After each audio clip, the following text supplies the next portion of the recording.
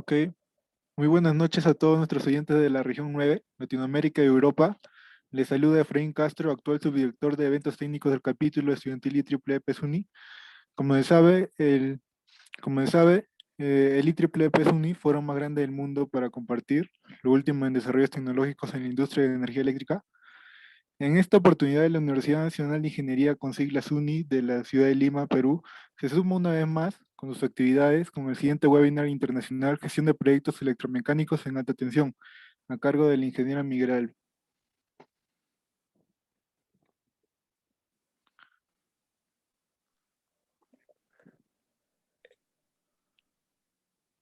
Buenas noches a todos. Les saluda Alejandro Granados, actual voluntario de la IEEE PES UNI.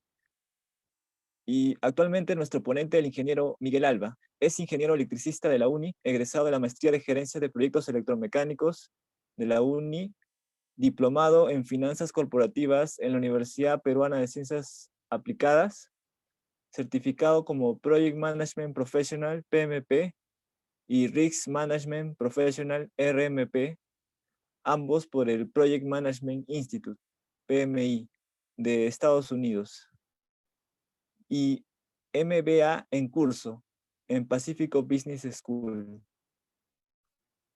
Con 20 años de experiencia en el sector de electricidad de empresas de distribución y transmisión de energía. Actualmente gestor de proyectos de ISA CTM del proyecto Enlace 500 KB, Mantaro, Nueva Yanango, Carapongo y subestaciones asociadas, y enlace de 500 KB, Nueva Yanango, Nueva Huánuco y subestaciones asociadas. En total, 780 kilómetros de líneas de transmisión, 3 subestaciones nuevas y 6 ampliaciones. Gestor de múltiples proyectos electromecánicos en alta tensión que incluyen nuevas subestaciones, ampliaciones de capacidad de transformación y sistemas de compensación en tensión de 220 kV, 138 kV, 60 kV en distintas regiones del Perú. Ante todo, bienvenido, ingeniero Miguel Alba. Adelante, puede empezar.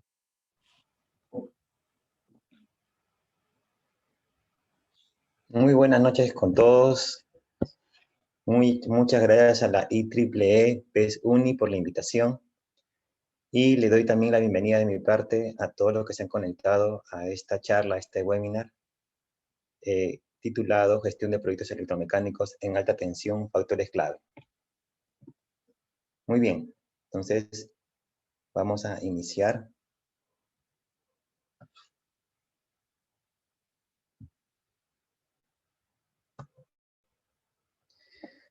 Muy bien, entonces los temas que veremos en este webinar tratan acerca de la descripción de proyectos electromecánicos, sus fases principales, fase de inicio, que es lo primero que debemos hacer cuando somos directores de proyecto de este tipo, y la planificación centrada en el alcance, cronograma y costos.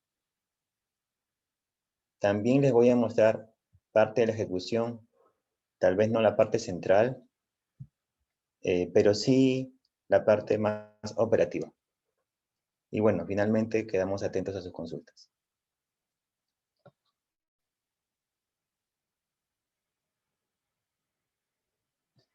Muy bien, entonces,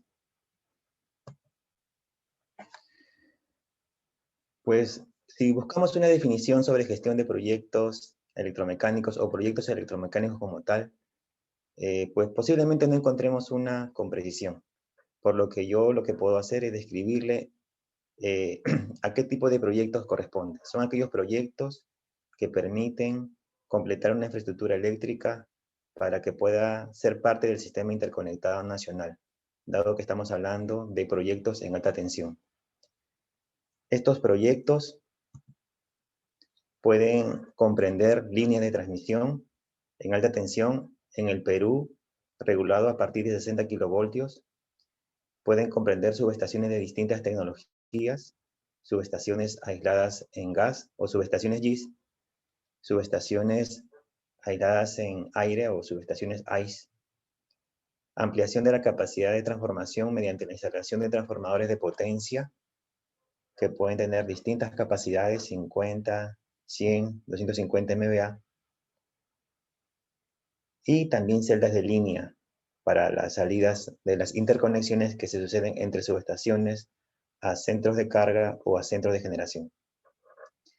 Pues adicionalmente, los proyectos electromecánicos pueden comprender sistemas de compensación para poder mejorar los niveles de tensión, o también cambios en la configuración. En el Perú, pues ya se están terminando esas configuraciones llamadas en T, que por procedimientos del operador COES, Comisión de Operación Económica del Sistema, se viene planeando su modificación o su reconfiguración a un sistema más confiable, que pueda consistir en una doble barra con acople, o en unas celdas que tengan además seccionadores de transferencia que cada vez hacen más robusta y más confiable, y sobre todo más flexible el sistema de maniobras para la conexión de cargas y fuentes de energía. Entonces, como sé que parte de las personas que están asistiendo a este webinar son estudiantes y otra parte profesionales, voy a ir a lo largo de la presentación comentando temas enfocados a ambos públicos, por llamarlo de algún modo. Y en esta parte comentarles a los estudiantes que pueden recordar aquí sus cursos de diseño, por ejemplo, ¿no? Cuando todavía dibujaban las entradas y salidas de las líneas para diseñar una subestación, y recuerdan que, por ejemplo, esa salida no tenía que tener ningún obstáculo para que saliera limpia, y las vías futuras tenían que tener también un corredor limpio para las posibles ampliaciones.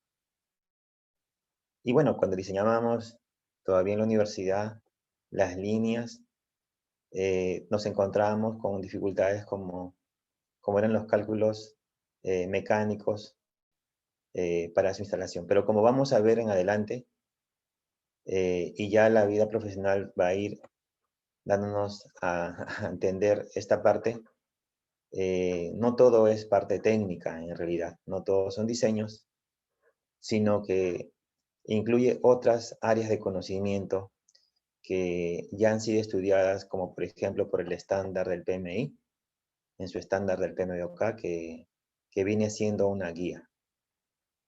Y aprovecho para comentarles eso, que es una guía, no es una metodología, pues la metodología ya comprende o incorpora la estructura organizacional que tenga la empresa, o también incluye la cultura de la compañía, sus sistemas de contratación, sus sistemas de evaluación, lo cual ya incorporada en un documento para aplicación a una determinada industria, lo puede convertir en una metodología. Entonces, regresando a la guía, que viene más bien a ser un compendio de mejores prácticas mundialmente reconocidas, en que si las aplicamos nos acerca más al éxito, lo que viene en adelante es un poco esta aplicación de las buenas prácticas en general. Y voy a comenzar señalando algunas características de los proyectos electromecánicos. Y voy a describirlo aquí y poco a poco les iré comentando. Pues si bien tiene muchas aristas, he tratado de colocar las más importantes a mi modo de ver este tipo de proyectos. Se caracteriza por la cantidad de tiempo que involucra, el grado de inversión, que como las líneas o las subestaciones irrumpen un paisaje existente, entonces están sometidos a muchos efectos de cambio, como por ejemplo el climático. Estos tipos de proyectos de infraestructura de gran tamaño, como en otras industrias, es muy formal. Todo tiene que estar muy documentado. Y como quiera que se interacciona para su implementación con una serie de entidades, lleva un campo importante sobre gestión de interesados. Y otra característica que le he colocado es que es global. El proyecto se puede desarrollar en el Perú, en una localidad de nuestro país. El diseño puede hacerse también localmente o en otro país. Y ya cuando lo mandamos a fabricar, las plantas de este tipo de de suministros mayores la podemos encontrar en Brasil, México, Estados Unidos, Europa o el Asia, y así en las diferentes partes del mundo. Y una vez que estamos llevando a cabo un servicio con otro país, inmediatamente activa una serie de contexto cultural, ¿no? Contexto horario y una serie de particularidades que tal vez no la encontramos en alguna literatura per se, sino más bien en la experiencia de aquellos que tienen determinada trayectoria y en quienes nos apoyamos para seguir aprendiendo. Entonces, cuando hablamos, por ejemplo, de que este tipo de proyectos toma años, ¿por qué lo menciono?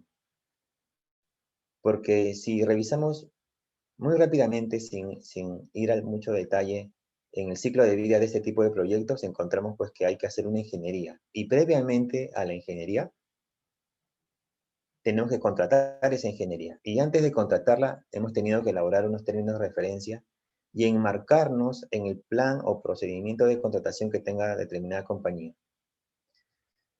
Y pues luego de desarrollo de la ingeniería, es aquello que nos permite iniciar un proceso de contratación o un concurso para adquirir el suministro que demanda el alcance del proyecto. Y ya aquí ya van sumándose algunos meses hasta este punto, hasta que hemos adquirido el suministro. Y bueno, allí se activa una serie de procesos paralelos, como por ejemplo los permisos ambientales, arqueológicos, o según sea necesario, una licencia de construcción, que también requiere un expediente y un trámite como tal. Aquí ya se va incluyendo los aspectos de años de inversión y de formalidad. Ya cuando uno por fin obtiene los permisos y tiene los suministros, pues inician ya las obras, ¿no? Llámese obras civiles, montaje, puesta en servicio. Pues si todo esto lo llevamos a una serie de actividades calendarizadas, obtenemos un cronograma. Un cronograma que puede tener 1 año, 2 años de implementación de acuerdo al alcance que tenga este tipo de proyecto. Entonces ya vemos y nos damos cuenta que puede tomar cierto tiempo en el orden de los años. Por ejemplo, si estamos hablando de un proyecto de ampliación de la capacidad de transformación, pues como les decía, hacemos un diseño. Y terminado el diseño, se hace una revisión de diseño, muchas veces en fábrica, para que finalmente este pueda pasar a la fabricación justamente. Y fíjense los tiempos que se van tomando hasta ese punto. Luego, este tipo de proyectos es de característica también predictiva, porque ustedes saben que ahora en la gestión de proyectos se habla de proyectos predictivos, ¿no? Y aquellos proyectos adaptativos, aquellos que bienvenidos sean los cambios. En este tipo de proyectos, pues tiene otro enfoque. En el enfoque predictivo, uno desde el saque se va imaginando todo el ciclo de vida que puede tener este tipo de proyectos, y desde el saque yo voy imaginando lo que va a pasar con el diseño, cuando se fabrique, cuando se realice la prueba. Es más, cuando ya comiencen las obras, cuando lo vea, si es un transformador colocado en su base. Entonces, eh, como les indicaba en una lámina anterior, todo esto se va calendarizando y eso es lo que nos lleva el tiempo. Y pues nos damos cuenta también que tiene otra característica aquí resalta, que es la de la inversión. Y su inversión es en el orden de los millones de dólares, en tanto que, por ejemplo, un transformador como el que se ve en la imagen de 100 MVA, de acuerdo a las estacionalidades también del material, que tiene épocas en que sube y en que baja. Y aquí se asocia a otro de los factores, que es global. Cuando ocurrió la guerra comercial entre Estados Unidos y China, muchos de los materiales comenzaron a bajar en su precio, y uno inclusive esperaba en qué momento era más oportuno comprar. Entonces, como vemos cómo todo es sistémico, ¿no? Lo que pasa en un lugar puede afectar a otras distintas partes. Y pues le decía, un transformador 100 MVA podría estar ahí alrededor del $1.000.000, solamente como suministro. Entonces, ya se pueden imaginar cuánto puede resultar también las celdas asociadas a un transformador, ¿no? Tanto si es de 220 a 60 y tal vez un terciario de 22,9 kilovoltios. Bueno, tensiones que se emplean en el Perú. Y desde el saque, este es un proyecto formal, que pasa, por ejemplo, por un proceso que puede estar licitando el Estado y que finalmente adjudica luego de haber llevado toda una serie de propuestas y evaluaciones, hasta que finalmente se da una adjudicación. Y desde el saque es formal. Aquí vale la pena resaltar de que la gestión de proyectos como tal inicia una vez que el contrato es adjudicado. Claro, la parte previa a la contratación también puede tomarse como un proyecto, por supuesto que sí. Ese toma tal vez menos tiempo, el orden de los meses, dependiendo del tamaño y el cronograma que haya colocado también la entidad que concursa el proyecto. Y pues ya vemos, por ejemplo, en una de las imágenes que se adjudica el proyecto, el cual tiene un monto de inversión de 500 millones. Y justamente estos proyectos o megaproyectos son los que llaman a los profesionales como ustedes a tomar esta parte, digamos, de la carrera como una profesión, como un profesional en gestión de proyectos, que pueda conducir los hilos de una inversión tan importante que muy bien puede compararse a implementar toda una nueva empresa. Y de hecho, como tal, un proyecto de ese tipo es transversal a toda la compañía, ¿no? Se mueve toda la empresa desde el área de negocios o de la gerencia de negocios, la gerencia legal, de administración, finanzas, abastecimiento o logística, operación y mantenimiento, estudios, pues mueve a toda la compañía porque justamente son activos importantes que se van a hacer parte de la empresa una vez que estén en operación. Pues muy bien, he querido un poco con esta vuelta de las características comentarles de qué se tratan este tipo de proyectos. Vamos a pasar ahora a los objetivos y aquí voy a apoyarme un poco en la guía del PMBOK. Los objetivos formalmente declarados en la guía son 4. Alcance, tiempo, costo y calidad. Pero no significa que sean los únicos que puedas tomar para poder desarrollar tu proyecto. Pues son lo que se indican en la guía. Y remarco guía. Pero ya en la metodología, que sea propietaria de una determinada empresa, puede ser otro de los objetivos, por ejemplo, la reputación, o tal vez el objetivo de incorporarse al sistema, si es que estoy llegando recién a este mercado. Está muy asociado este objetivo de este proyecto al objetivo del programa y el objetivo del portafolio y consecuentemente al plan estratégico de la empresa. Y todo proyecto que se realiza tiene ese alineamiento bajo el gran paraguas del plan estratégico de la compañía. Si no tuviera este alineamiento, pues prácticamente el proyecto no tendría mayor sentido y ese proyecto inclusive estaría condenado al fracaso, pues no tendría tal vez el apoyo de la alta dirección. Y pues bueno, si es que se implementa un proyecto de gran tamaño, por supuesto que debe estar dentro de los planes de rentabilidad, de expansión, de crecimiento y de futuros otros enlaces que esté previendo la compañía. ¿Cuáles son esos primeros pasos previos a la planificación? Pues en esta fase de inicio, pues lo que se hace es designar formalmente al gestor de proyecto. ¿Eso qué significa?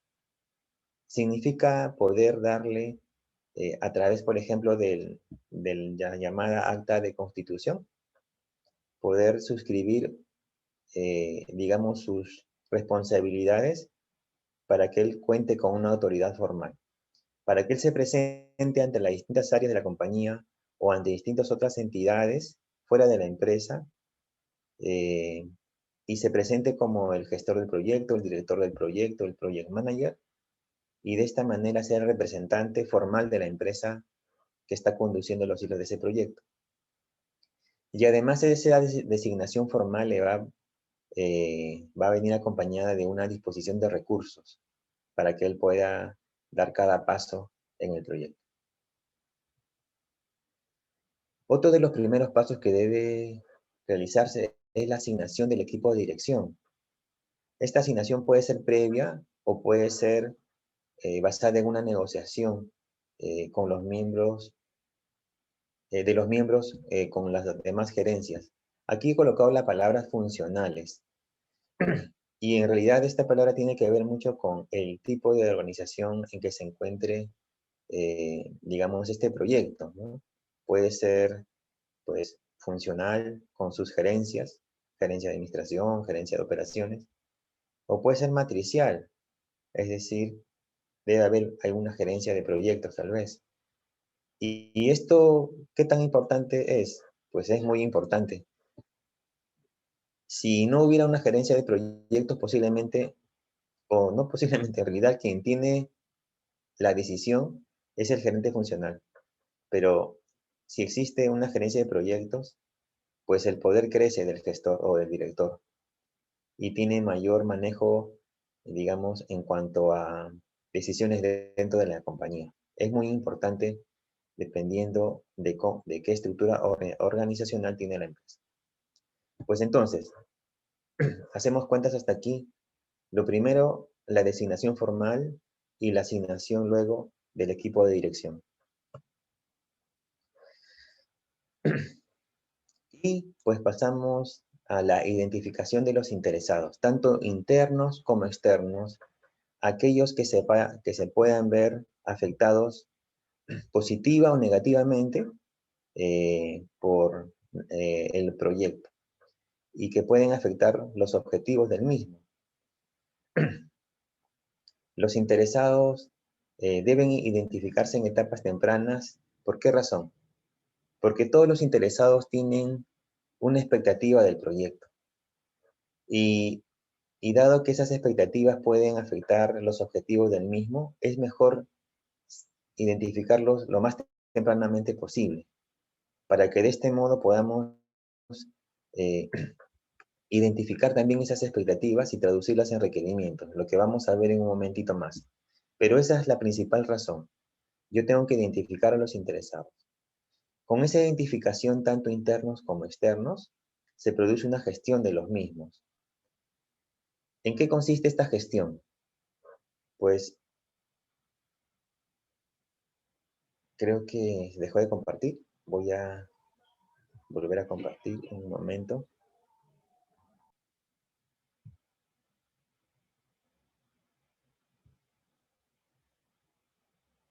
Permítame, voy a regresar donde me quedé.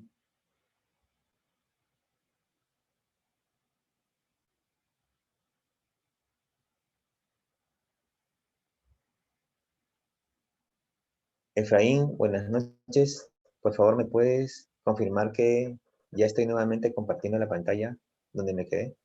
Sí, ingeniero. Sí. Muchas gracias. Muchas gracias. Pues entonces les decía que, por ejemplo, en este cuadro vemos en la columna de la izquierda a los interesados, ¿no? Puede ser un alcalde, una generadora, una comunidad, el ministerio, el COES, el OSINERMIN. Para quienes nos ven y no y tal vez no conozcan aquí las entidades en el Perú, el COES es el operador del sistema, el OSINERMIN es quien vela por el cumplimiento de las normas, el ministerio es el que dicta las normas, la regulación en el sector eléctrico. Pues bien. Y bueno, a todos nos gustaría que todos los interesados sean personas que apoyen al proyecto, pues, ¿no? Sean líderes del proyecto. Pero lo que encontramos es que algunos son desconocedores, es decir, no saben del proyecto. Otros son reticentes, es decir, pues no apoyan al proyecto. Otros son neutrales, ni les va ni les viene, como quien dice. Otros que sí apoyan y otros que son líderes. Y aquí la clave está en identificar dónde se encuentran y dónde los queremos. ¿Los queremos de apoyo? ¿Los queremos de líderes? ¿En base a qué vamos a definir ello? Pues ya aquí empiezan a salir varias técnicas. Una de las más conocidas es el poder e influencia. ¿Qué tan influyente y qué tanto poder tiene este alcalde, por ejemplo? Y me interesaría tenerlo por su poder e influencia de apoyo, más que reticente o neutral, ¿no? Una generadora que puede estar siendo impactada porque el proyecto llega a esta central para colocar una celda, porque justamente eso es lo que pide el alcance, podría más bien estar siendo en un principio desconocedor porque no sabe de la existencia del proyecto, pero posiblemente nuestro interés sea que se coloque en la columna de apoyo. Y por supuesto que le va a interesar porque es una salida más al sistema, es un circuito más que le podrá permitir evacuar la energía que genera. Entonces, justamente del análisis que uno puede hacer de cada interesado, puede eh, ubicarlo en una determinada posición y en otra a donde nosotros quisiéramos llevarlo. Bueno, esto no es algo menor, esto tiene inclusive mucho más desarrollo. De hecho, en la guía PMOK sexta edición hay un capítulo solamente de gestión de los interesados y que ya viene desde la quinta edición. Pues con esta primera parte vamos a ingresar al plan de gestión, de un proyecto de tipo electromecánico. Y una vez que se ha identificado a los interesados, entonces empleamos una herramienta. Una herramienta que puede sonar muy común, que son la herramienta de reuniones, pero en la cual acá les voy a dar alguna, digamos, si se puede decir así, recomendación producto de la experiencia para poder conducir este tipo de reuniones y así poder transformar esas expectativas en requisitos o tal vez en una identificación de riesgos. Entonces, ya hemos identificado que en nuestro proyecto hay un interesado que puede ser que vamos a instalarnos al costado de una celda que pertenece a una minera y que ya sabemos que el régimen de la minera pues no tiene paradas frecuentes en el año, tiene una o dos paradas, ¿cierto? Y son en fechas específicas y habría que ver si coinciden o no con el cronograma que tú tienes para indisponer justamente la barra donde se conecta la minera. Y puede darse el caso también que justamente el acceso a esa subestación esté pasando por una determinada comunidad. Entonces, de todas maneras vas a pasar por ahí. Y como quiera que puedas llevar equipos pesados, podría afectarse ese acceso, o tal vez, como es muy común en Perú, no sea del ancho que necesitamos para que pase el equipo y tengamos que hacer un ensanchamiento, digamos, de esa vía, con lo cual tenemos necesariamente que interactuar con la comunidad. O puede ser que finalmente haya un puente que tenemos que cruzar y previamente reforzar, y aquí se suma otro permiso más con el Ministerio de Transportes para que le podamos obtener de ellos una autorización para poder cruzar previa reforzamiento que podamos dar. O tal vez estamos en una subestación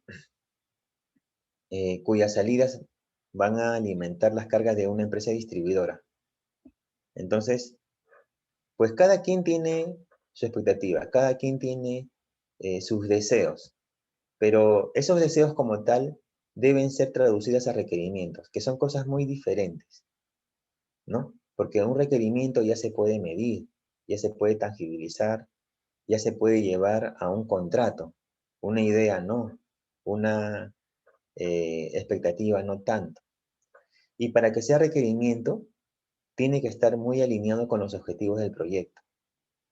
Y estos requerimientos pueden venir de interesados tanto externos como internos también.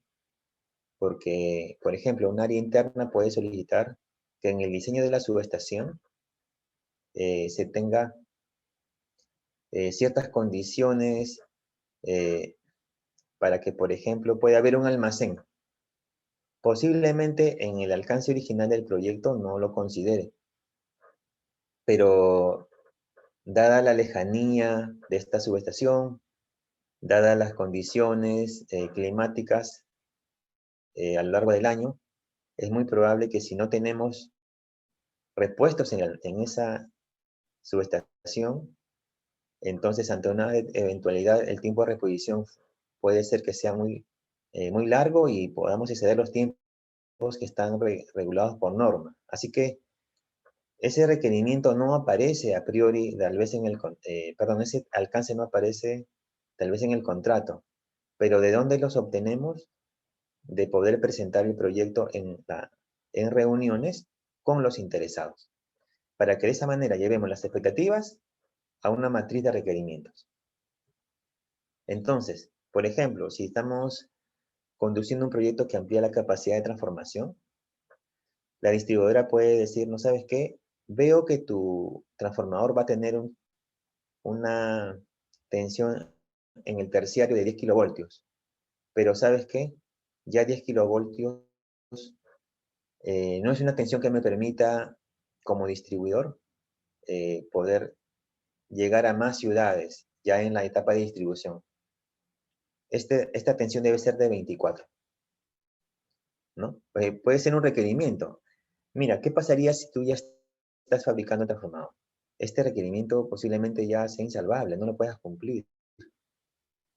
Entonces, por eso es mejor identificar tempranamente a los interesados, presentarse ante ellos, eh, explicarles el alcance del proyecto y poder recoger esas expectativas. Ojo, no significa, digamos, de manera tácita que eso es también lo que se va a cumplir, porque hay un contrato y como le dije, este proyecto tiene mucha formalidad. Para poder cambiar parte del alcance, el contratante, que puede, por ejemplo, ser el Estado o un tercero, tiene que celebrar pues, posiblemente una adenda, ¿no? Y esas adendas tampoco son inmediatas, pasan por toda una revisión. Así que cuanto más temprano, mejor. Bueno, puede ser pues que la minera nos diga, ¿saben qué? Solamente tengo mis paradas de planta en marzo o en agosto.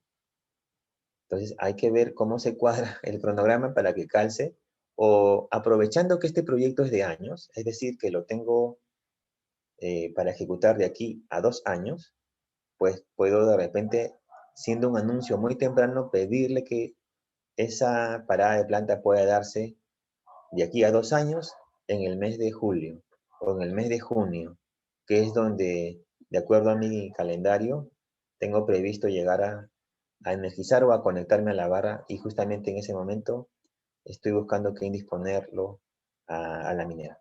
Entonces,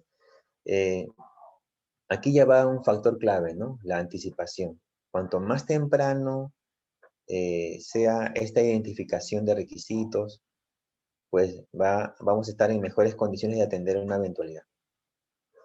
Y bueno, la comunidad puede requerir que, ¿sabes qué? Ese camino que tienen ellos es una trocha.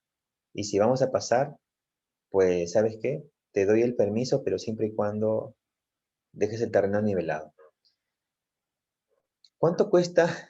¿Cuánto puede costar? Dependiendo de la longitud, miles de dólares. ¿Esto estaba en el alcance? Posiblemente no.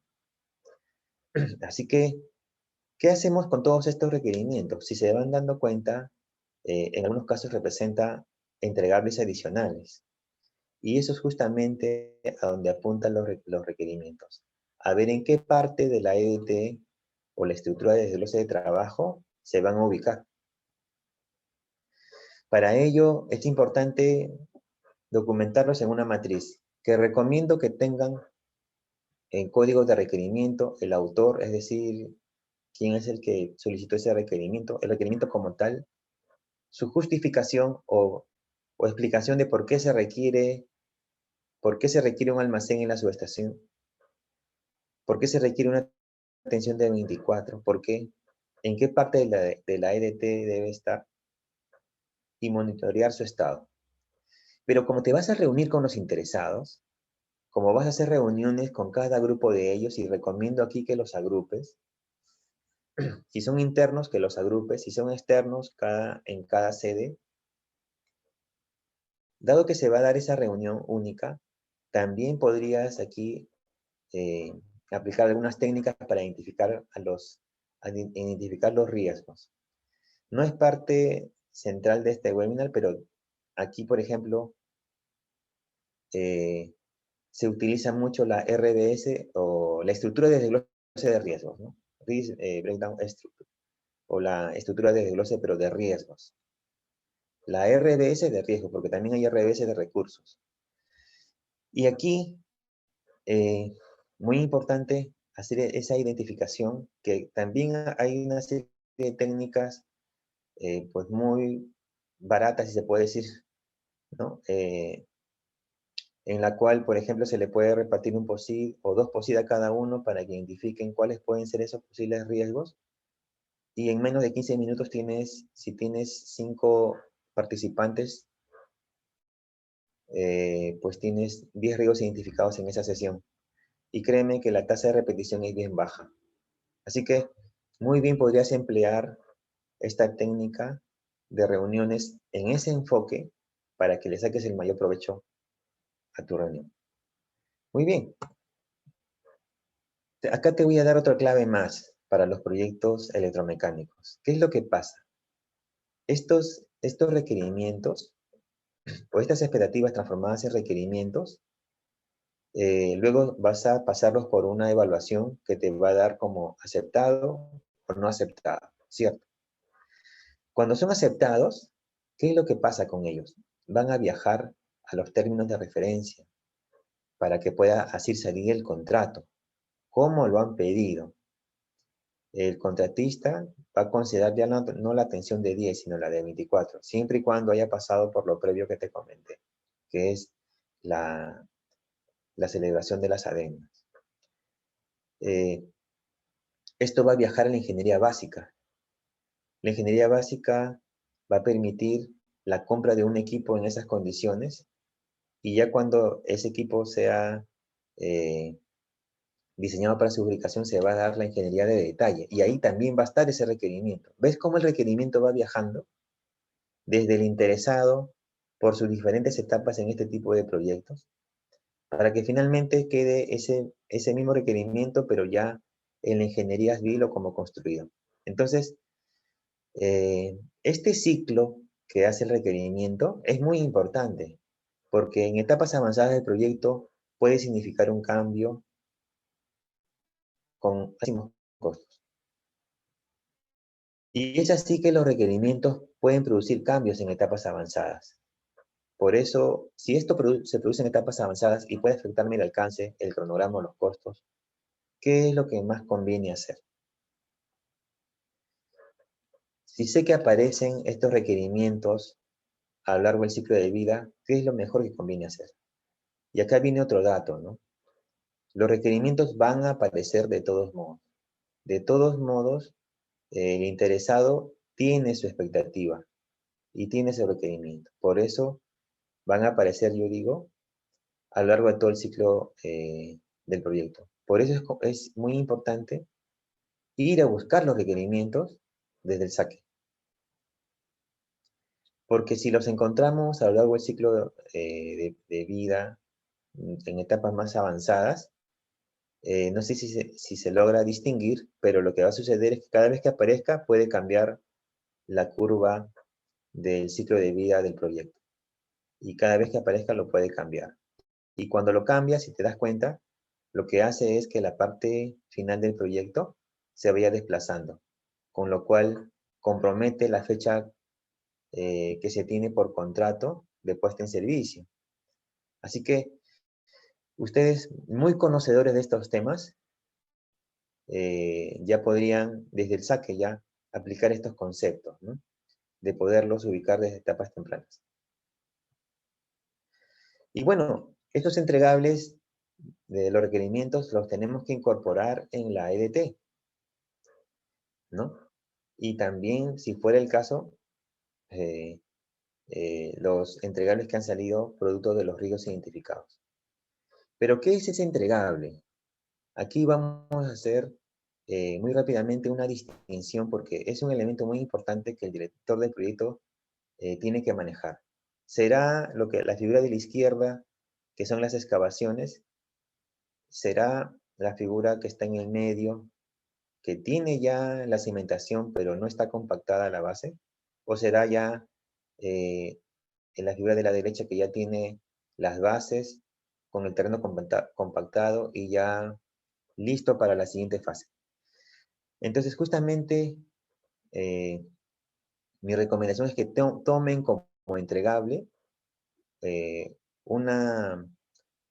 estamos hablando, por ejemplo, de construcción, una construcción que permita dar pie a la siguiente fase y que podamos decir que el trabajo está concluido, que viene siendo una de las características del entregable, que el trabajo ha concluido, que ha tenido un plazo determinado y por lo tanto tendrá un costo asociado. Vuelvo a repetir, el trabajo ha concluido, que tiene un costo asociado y un plazo determinado.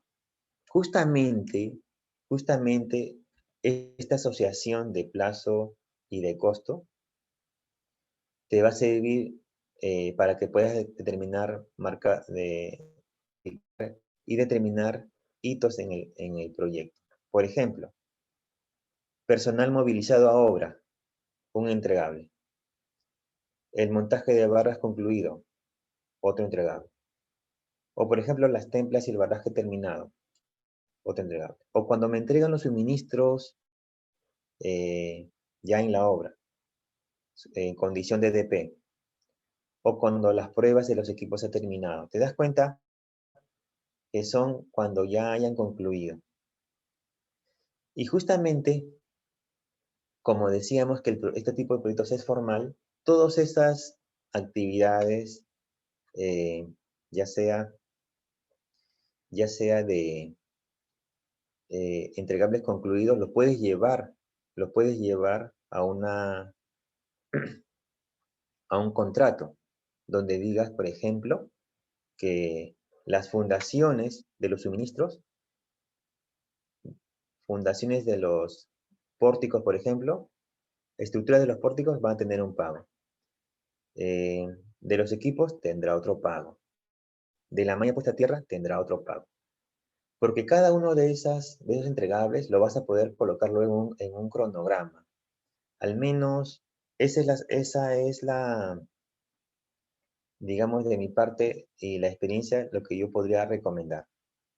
Fíjate que todo va llevando cierta secuencia, ¿no? Tiene cosas en paralelo y que se superponen, pero de todos modos hay un hilo conductor.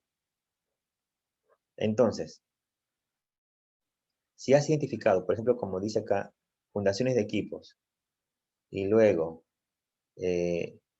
las estructuras del soporte de los equipos y también de los pórticos, estás identificando entregables que tienen asociado un pago y un tiempo.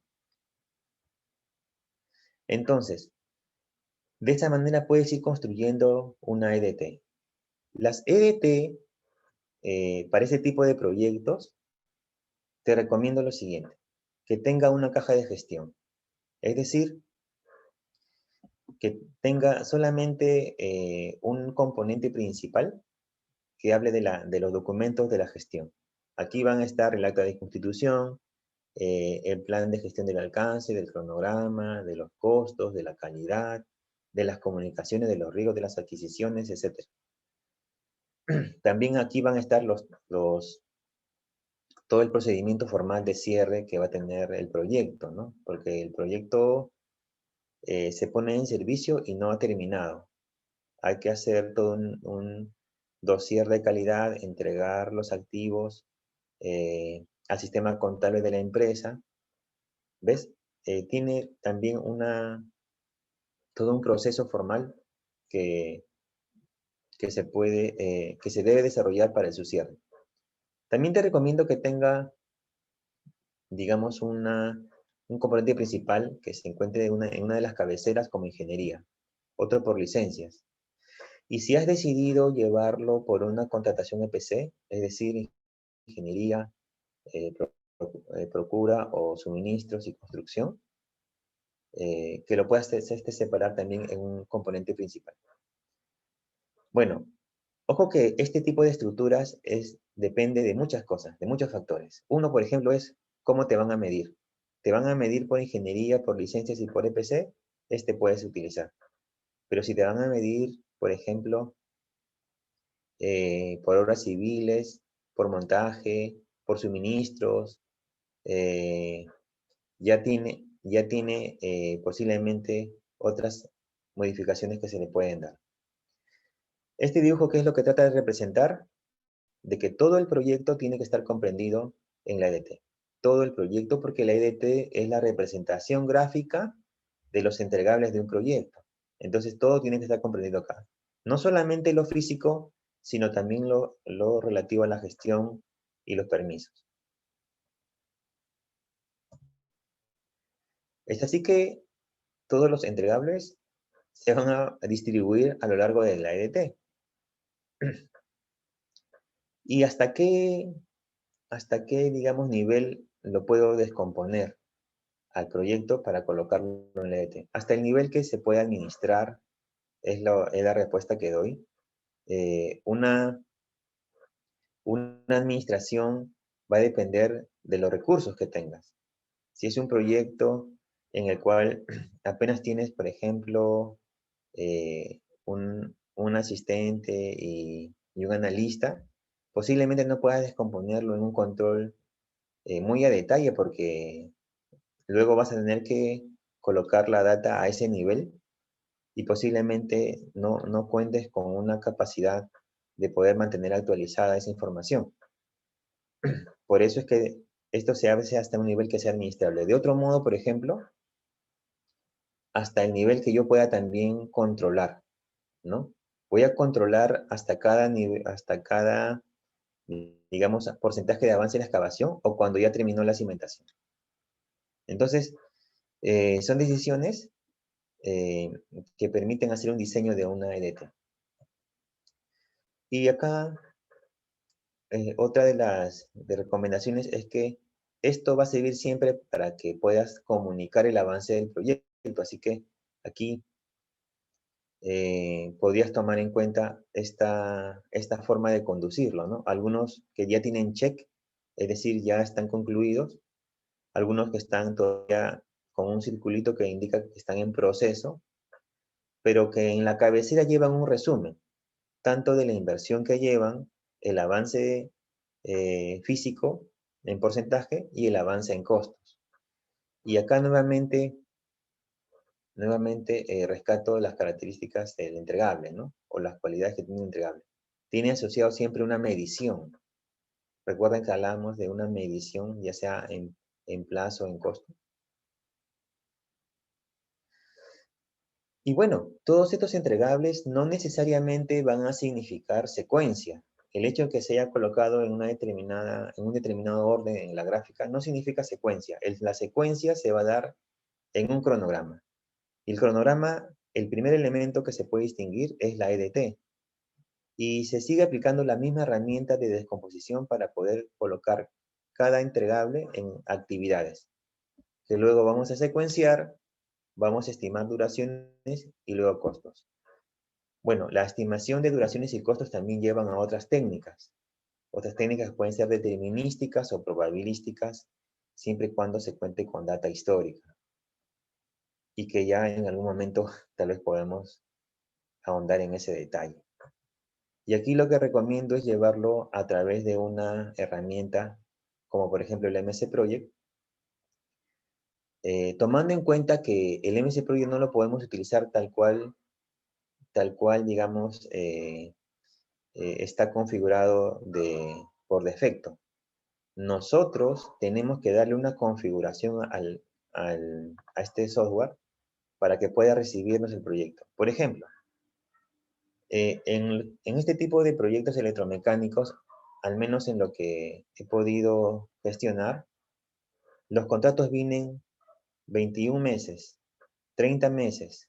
Entonces, son todo el tiempo, no tienen, están incluidos ahí todos los feriados, están incluidos ahí todos los días festivos, sean que salgan por decreto cada año o no. Así que esto hay que configurarlo en el proyecto. Y normalmente los contratos son en moneda, por ejemplo, dólares. También hay que configurarlo así. Y además trabajamos, nosotros somos los que le incluimos en el MS Project los costos. El proyecto no los calcula. También hay que configurar esta parte. Entonces, tiene un procesito previo de configuración para que luego podamos hacer este listado de las actividades producto de cada entregable, con su respectivo secuenciamiento y su asignación de duración. Y aquí otra clave, no le coloques fechas en los campos de comienzo y de fin.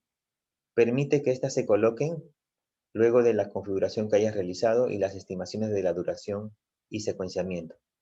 Porque si no, pueden significar una restricción.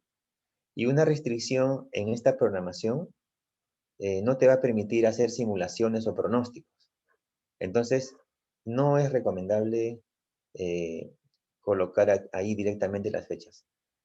Sé que en algunos casos lo realizan para que quede fija la fecha, pero lo que les puedo decir es que no te va a permitir luego hacer simulaciones. Por ejemplo, cuando quieras llevar ese cronograma a la versión 7.6 del @RIX para una simulación de Monte Carlo, simplemente no va a correr. Y no te va a permitir hacer una simulación de cuánta confiabilidad tiene el cronograma que estás llevando. Entonces, y sin ir de repente hasta ese software, en el mismo proyecto no va a correr cuando cambies una duración. Bueno, luego de colocar la duración, puedes colocar los costos, establecer la línea base y poder graficar tu curva S. Es muy importante que cuando grafiques la curva S, al menos en los proyectos en los que he participado, siempre sale una S, porque en algún curso que también he llevado al respecto, veo que los ejemplos no sale una S, y eso para mí sería un indicador de que no está bien programado, o secuenciado, o valorizado, porque los esfuerzos en un proyecto de este tipo se producen ya en la etapa fuerte de la ejecución, cuando ya están llegando los suministros, cuando ya estás dando adelantos porque así lo estipula el contrato para el inicio de las obras, cuando ya se terminó la adecuación del terreno, que si por ejemplo estás construyendo una subestación en un terreno de 4 hectáreas, posiblemente tengan que moverse gran volumen de terreno, de acuerdo a su relieve, etc. Entonces, normalmente te debe dar la forma de una S. Si no lo está haciendo, hay que revisar mejor ese cronograma. Bueno, ya hasta este punto estaríamos sellando una planificación en un cronograma que incluye el alcance, los requerimientos, los entregables, incluye el cronograma, el tiempo y los costos. Para efectos de la charla he tratado de llevar esas secuencias, sin embargo, hay unos planes subsidiarios que hay que tomar en cuenta, como por ejemplo les dije desde la identificación de los requerimientos, también de los riesgos. ¿Qué riesgo se puede ver acá? Pues no, ahí solamente veo 2 torres en el fondo y bueno, allí un sembrío, ¿no? De maíz. Pero esta es la línea que voy a tener que seccionar para conducirla a la subestación que estoy construyendo. Así que no es un terreno eriazo, es un terreno de cultivo. Por lo tanto, cuando trate de colocar una torre para derivar esa línea, posiblemente el agricultor tenga unas expectativas acerca de la servidumbre y de los daños a reconocer por la colocación de la torre en su cultivo. Entonces, una visita a campo, un recorrido de la línea, una identificación temprana en los riesgos nos va a poder advertir cuánto podría desviarse el CAPEX producto de la ubicación de la línea. Todo lo que nos puede decir la ubicación de una línea. Bueno, pues los planes subsidiarios no solamente incluyen los riesgos, sino también el de comunicación. Y he puesto ahí digamos, todo el mapa, digamos, de los continentes, porque los proyectos, como les dije, tienen la característica de ser globales. Y las adquisiciones porque son formales, todo lo contratamos y hay un procedimiento para contratar. A pesar de que tengamos la urgencia por un tema de cronogramas, hay que cumplir un procedimiento y todo hay que documentar. Ya sea que estemos conduciendo un proyecto del Estado o ya sea que estemos conduciendo dentro de la compañía, porque hay órganos de control en estas entidades. Dependiendo también de su grado de urgencia y de la importancia del proyecto para la empresa, podrían agilizarse algunos de los procesos, pero también tiene que contar con la respectiva autorización. Muy bien, y así es que tienes el sello de tu planificación con una línea base. Y pues hasta allí debiera concluir el webinar, pero he agregado algunas tomas que me parecería importante presentar como para darle un redondeo a todo lo que hemos visto en relación a este tema de planificación, factores clave en la gestión de proyectos y en la planificación de los mismos centrado en el alcance, cronograma y costos. Y ya sería la fase de la ejecución. Esta subestación que te motiva a hacer toda una gestión para adquirir el terreno y que donde solamente, como se puede apreciar, puede aparecer un pórtico, un vigilante, un personal que está visitando o que está custodiando la subestación, para que luego en una siguiente fase ya estemos ya con ese servicio que contrataste identificado en la EDT, ya con esas maquinarias que de repente lo has contratado todo en un EPC o por separado, comience una fase de adecuación del terreno, por ejemplo, para que luego te dé pie a las obras civiles con todo el diseño que has llevado en la ingeniería, te lleve a la fase de montaje electromecánico, ¿no? Justamente definiendo las interfaces muy minuciosamente, porque todas las interfaces en los proyectos son fuente de riesgo.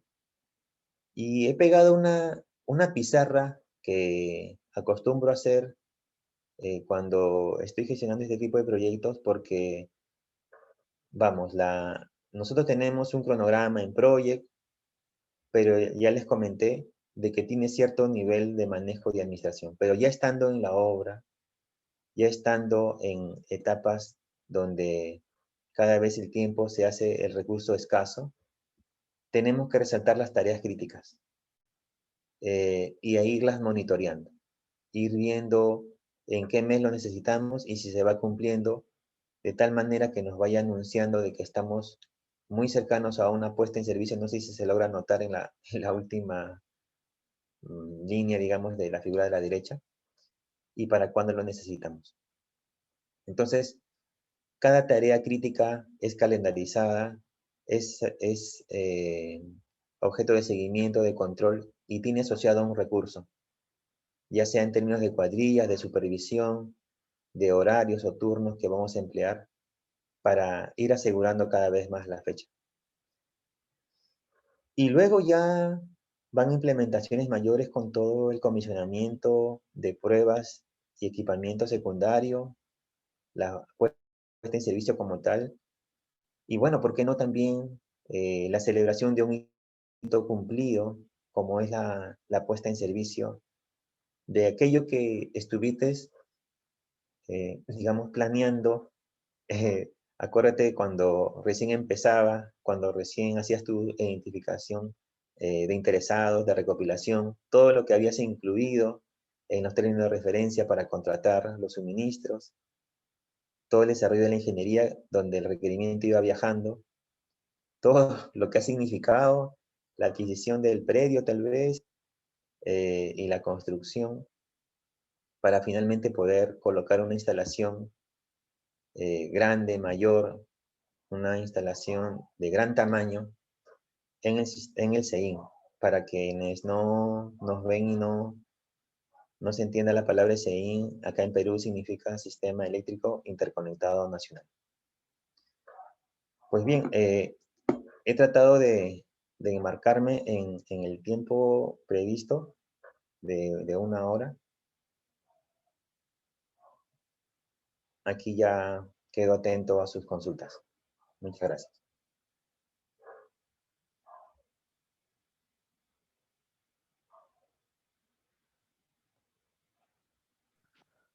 Ok, ah, ingeniero, parece que no hay consultas, parece que quedó todo claro para el público. En todo caso, puedo mencionar, ¿no? Que usted recomendó no colocar fechas ni restricciones en un MS Project porque ahí impide hacer simulaciones, ¿no? O pronósticos de confiabilidad. También en su experiencia el ingeniero también ha resaltado la importancia de celebrar los hitos cumplidos, ¿no? Y bueno, también vimos también la ampliación de la capacidad de transformación y en el cronograma del proyecto también vimos también gestión, ingeniería, licencia y construcción de EPC, ¿no? Bueno, si alguno tiene una consulta que hacer, adelante puede hacer el ingeniero. Eh, en todo caso, en todo caso, si no hay consultas, si quedó todo claro, podemos finalizar la reunión. Eh, ok, esperamos sus consultas en un breve tiempo y les hacemos saber al ingeniero.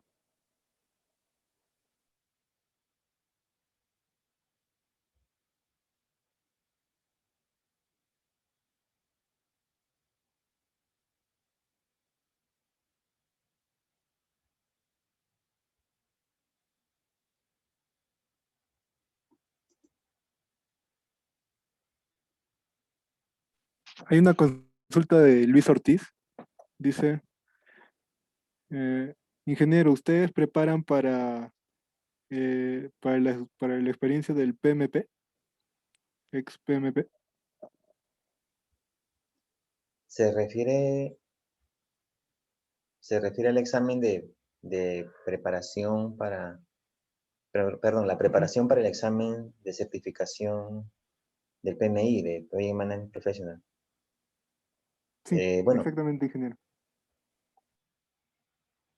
bueno, nosotros en realidad damos estas charlas para poder mostrar la aplicación de lo que puede decirnos la guía en la industria, en el sector eléctrico, ¿no? Como tal, ese servicio no, digamos, a priori no estamos brindando, sino más bien la difusión de lo que es la aplicación de nuestra carrera en el ámbito de la gestión, eh, pero aplicada a nuestra industria. Pero en el medio, en el Perú, en el país, hay muchos centros de preparación para este tipo de certificaciones, que igual se la recomiendo a Luis Ortiz, si mal no recuerdo, que lo preguntó. Igual se lo recomiendo. Lo que les puedo comentar también es que para la certificación PMP se requieren, si no me equivoco, 3.500 horas de, de experiencia, haber llevado unos entrenamientos de 40 horas académicas y rendir un examen de alrededor de 4 horas en un centro autorizado de PMI en el Perú. Ahora con la virtualidad entiendo que también es posible desde casa, seguramente con algunos controles más. Y bueno, para previamente haber desembolsado bueno, una determinada cantidad para tener derecho al examen, el cual a su vez tiene, si mal no recuerdo, hasta 3 oportunidades, pero las siguientes oportunidades después de la primera tienen también un costo ya menor, pero igual tienen un costo. Pero si está interesado, sí le recomiendo seguir ese entrenamiento y bueno, y certificarse, que eso le va a dar tal vez un pasito más, digamos, en sus reconocimientos como profesional, ¿no? En sus pergaminos, digamos, ya a nivel personal. Sí se lo recomendaría.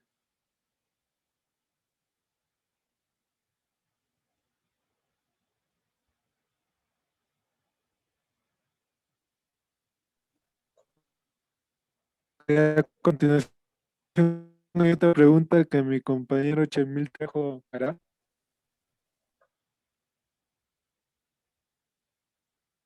A continuación hay otra pregunta que mi compañero Chemil Trejo hará.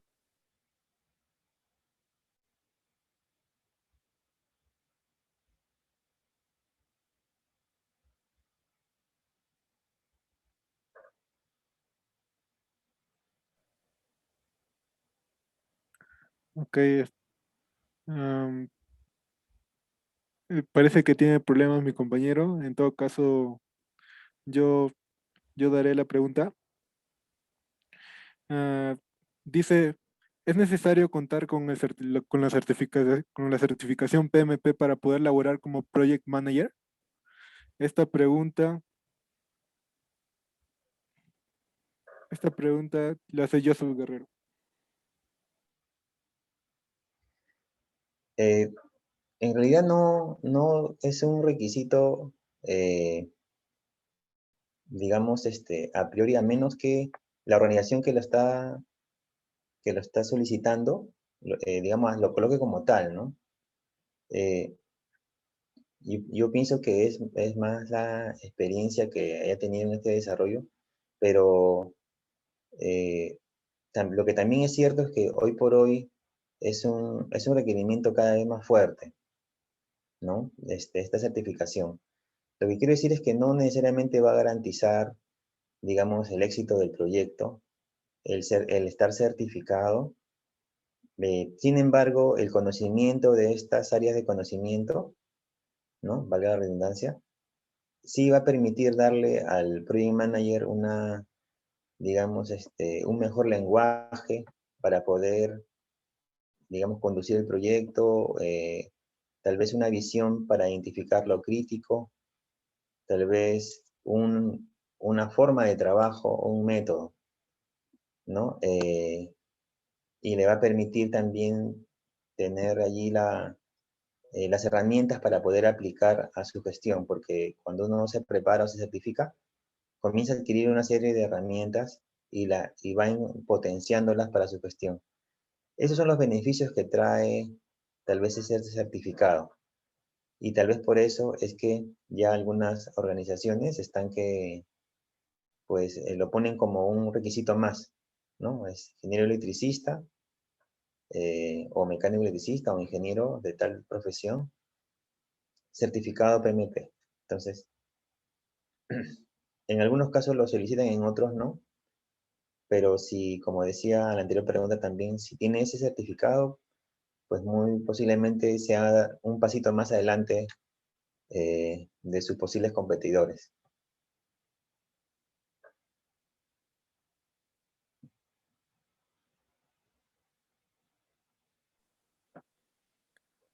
Ok, la siguiente pregunta es de César Ochoa. Dice, ¿cuándo se recomienda realizar una auditoría externa y a quién o quiénes la solicitan?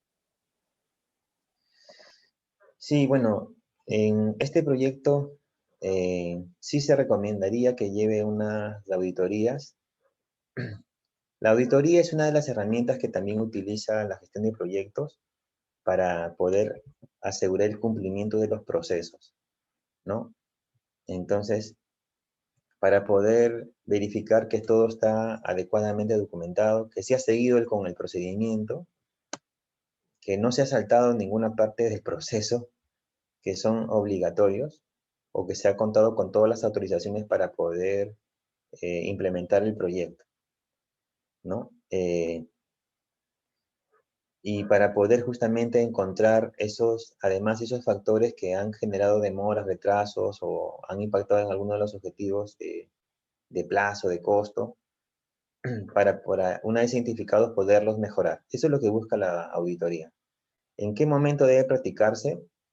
Pues a mí me parece que en la planificación al menos, durante la planificación al menos una vez para asegurar que se está arrancando bien y ya hacerlo más frecuente durante la ejecución, ¿no? Como son proyectos, como decía, que toman años, puede haber ya durante la ejecución al menos unas 2 veces, ¿no? Y hacia la parte final también, para que pueda garantizarse el cierre formal, ¿no? Los contratos liquidados, los repuestos entregados en almacén, los bienes desmontados, si es que ha habido, entregados también en el almacén respectivo, que la subestación quede limpia, eh, que no se tenga ninguna pendiente de obra, todos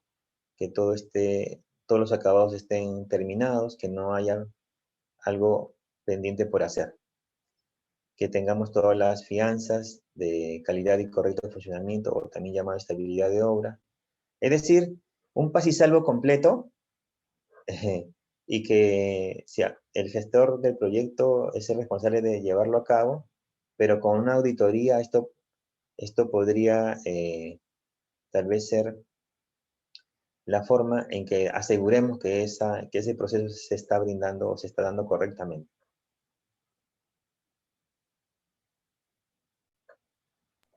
Ok, ahora sí parece que mi compañero Chelmit Trejo tiene más preguntas.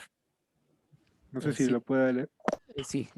Acá pregunta Emanuel González, pregunta, ¿cómo puedo darme cuenta en MS Project que mi proyecto ya no está siendo viable? Y si en caso de un sobrecosto, ¿cómo puedo darme cuenta que pese a esto aún vale la pena seguir con mi proyecto? ¿Podría repetírmelo y un poquito más fuerte? No escuché muy claramente. ¿Algo del MC Project? Ok, ingeniero, lo repito. Sí, por favor. Emanuel González pregunta, ¿cómo puedo darme cuenta en MS Project que mi proyecto ya no está siendo viable? Y en caso de un sobrecosto, ¿cómo puedo darme cuenta que pese a esto aún vale la pena seguir con mi proyecto? Ah, ok. Muy bien.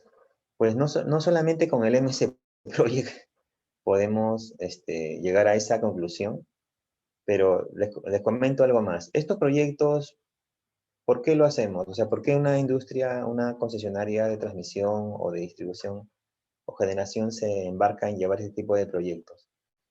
Porque ha encontrado en el llamado caso de negocio una fórmula de crecimiento. Por ejemplo, hay proyectos de transmisión que pueden implementarse y si son con el Estado, a través de una concesión, poder recibir, luego de realizar la inversión, poder recibir una anualidad a una determinada tasa de interés, ¿no? Pero si la inversión que has desembolsado tiene una menor tasa, producto de que tienes buena calificación financiera, ¿no? Has obtenido una menor tasa para la implementación del proyecto y la devolución por parte del Estado es una mayor tasa, pues en esa diferencia vas a encontrar un beneficio. Y como los contratos de concesión son a 30 años, vas a poder tener flujos asegurados que llevados al presente te van a significar una VAN o una TIR, pues digamos aceptable para la empresa. Cuando un proyecto está teniendo sobrecostos o se está postergando, se va afectando esa proyección de ingresos, ese caso de negocio.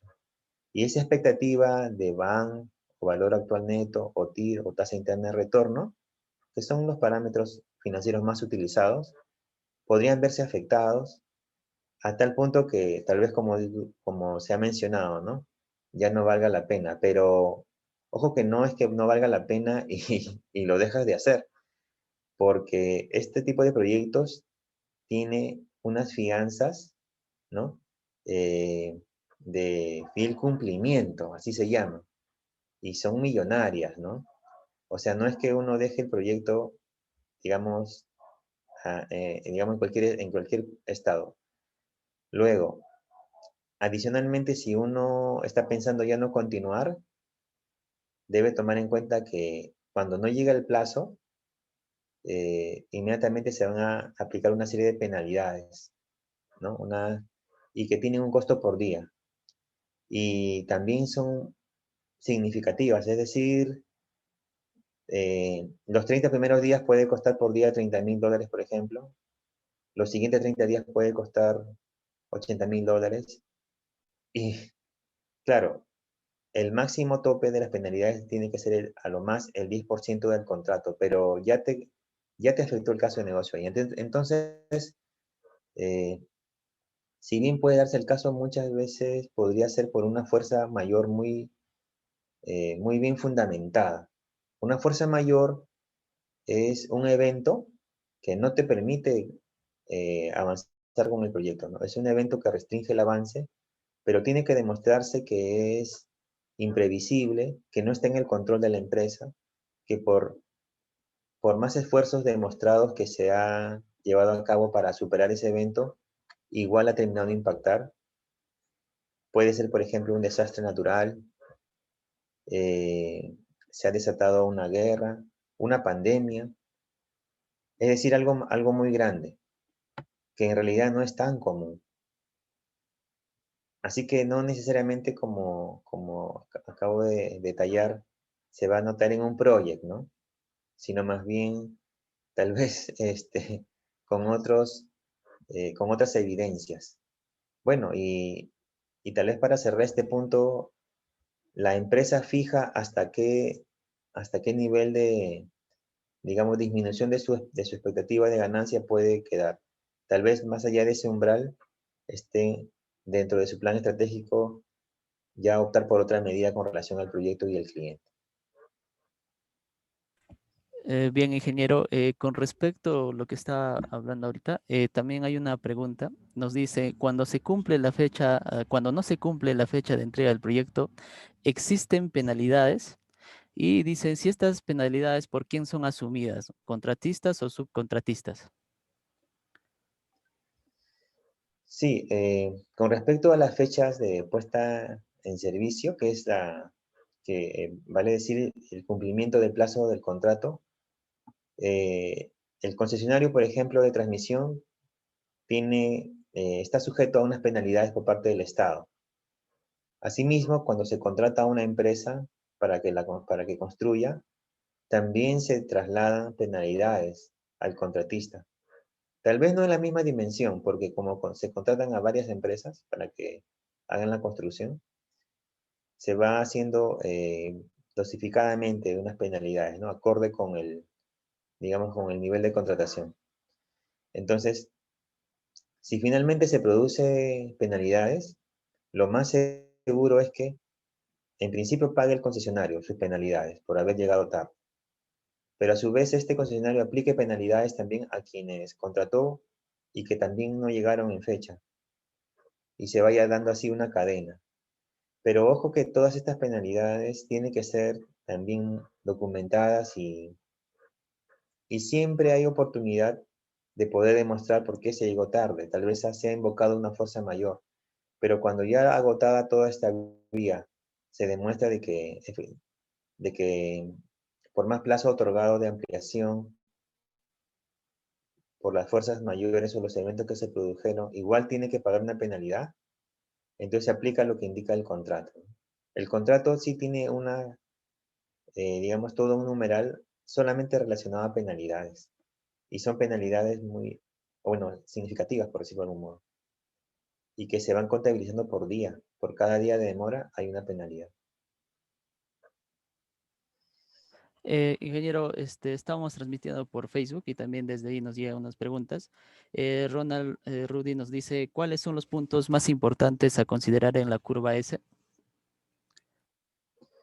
Sí, tal vez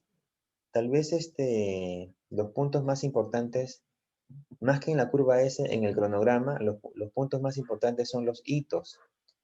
Los hitos son los denominados momentos importantes del proyecto.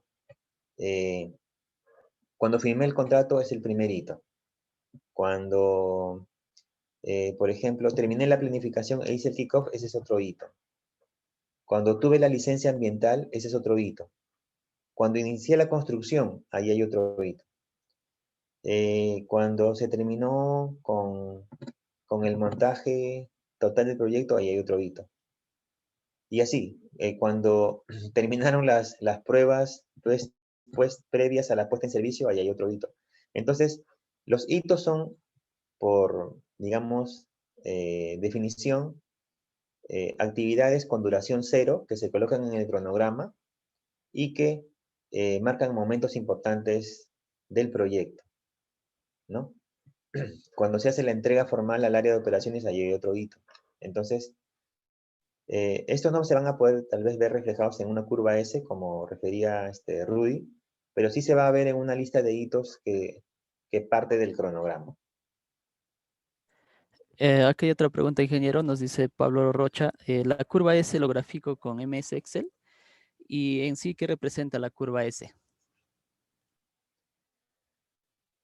Sí, la curva S lo que representa es el costo acumulado de todos los entregables que se van llevando hasta determinada fecha de corte en el proyecto. Cuando uno presenta una curva S desde el inicio, es el costo acumulado de la proyección, que va a tener todos los desembolsos del proyecto. Si uno, en lugar de ponerlo de manera acumulada, lo pone mensualizado, va a obtener las barras en azul que se muestran en esta gráfica. Pero si ya lo lleva a valores acumulados, lo que va a ver es que se va conformando una S. ¿Qué es lo que representa? Los costos acumulados de todos los entregables que se van produciendo en el proyecto a determinada fecha de corte. Como desde el inicio lo hacemos hasta el final, en el inicio hacemos la previsión del proyecto hasta el final, vamos a poder ver una gráfica de una curva S. Ah, también preguntaba si lo puede hacer en Excel. Sí, también lo puede hacer en Excel, ¿no? De hecho, el project, una vez que se colocan los costos y le pides la gráfica de la curva S, eh, se enlaza con el Excel y uno puede descargarlo en el Excel. Pero claro, dependiendo, si soy el contratista y yo tengo que llevar el paso a paso, esta misma forma de poderlo llevar en el Excel lo puede hacer, porque la técnica que aplica el project es el prorrateo, es decir, un entregable lo divide en tantos días tenga asociado, solamente con la división, el prorrateo, ¿no? Así que sí, es factible hacerlo en el Excel.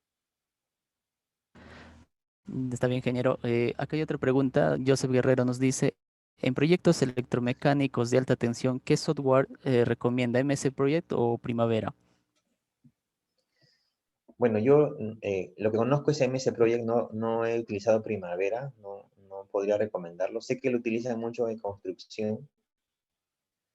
Y el Oracle Primavera inclusive te permite, hasta donde tengo entendido, poder colocar ahí tu EDT, ¿no? Y si no la colocas, primero no podrías irte de frente a programar en el proyecto.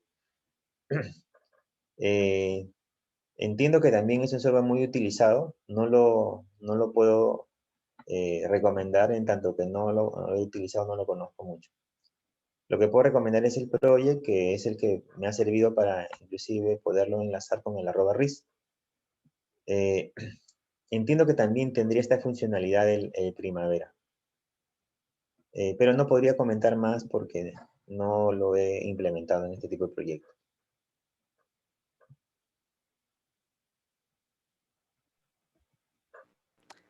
Bien, ingeniero, sí, se acabó la ronda de preguntas, le agradecemos mucho. Es así, compañeros, muchas gracias, estimado ingeniero Miguel Alba. Les saluda Chelmi Trejo, actual voluntario del capítulo IEEE UNI, y de parte de nosotros agradecidos por compartir sus conocimientos a la comunidad estudiantil y profesional acerca de la gestión de proyectos electromecánicos en alta tensión. También agradecemos por su asistencia a la comunidad de América, Europa y otras partes del mundo que nos están oyendo, siendo parte de las actividades que realizamos. Además de ello, los invitamos a nuestros siguientes webinars, que son dos. El primero es Desarrollo Tecnológico en Parques Eólicos Offshore, y el segundo es un curso MATLAB aplicado a Ingeniería Eléctrica, que consta de 2 sesiones, que este es el primero este sábado, que tratará sobre diagnóstico de fallas en transformadores de potencia, y la segunda sesión es el domingo, que es programación en red neuronal en MATLAB. Ingeniero, no sé si podemos tomarnos una foto final con todos los oyentes. Sí, claro que sí. Tengo que dejar de compartir, ¿cierto? Así es, ingeniero.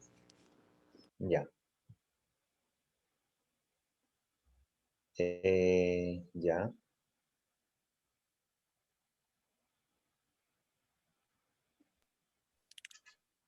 Ok, ingeniero, muchas gracias por su conocimiento, por brindarnos su conocimiento al capítulo y a los participantes. De hecho, es muy satisfactorio. Vamos a ver un acuerdo.